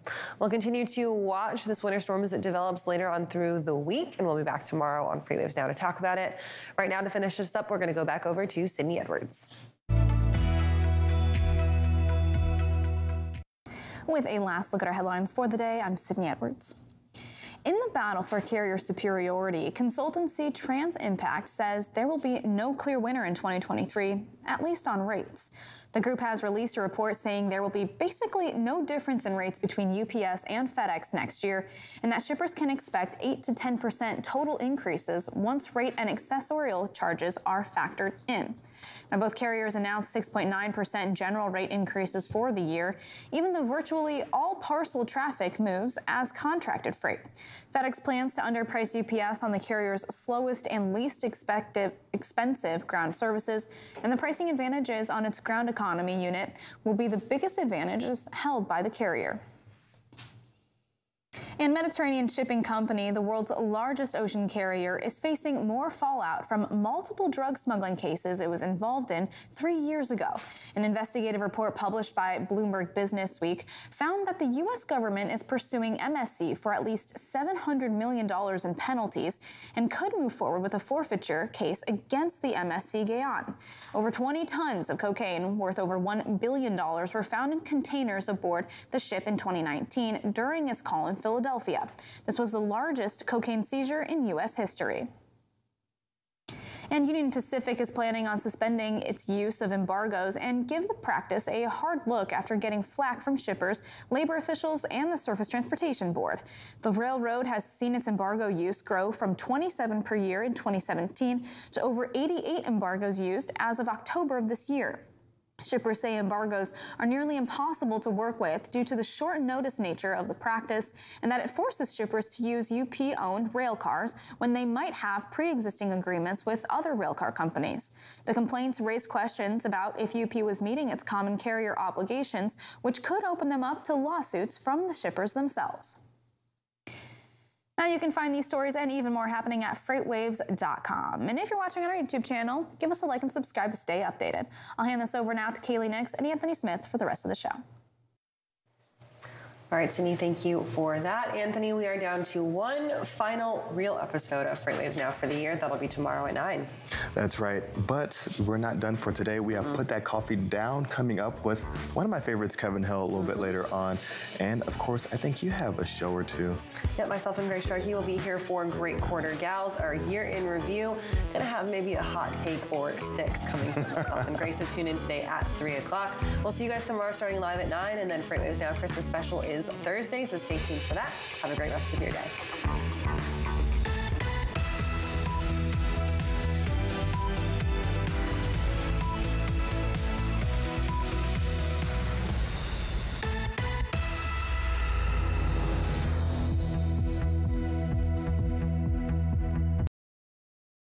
This is an LTL Freight cross-dock facility, and we have locations like this all across North America.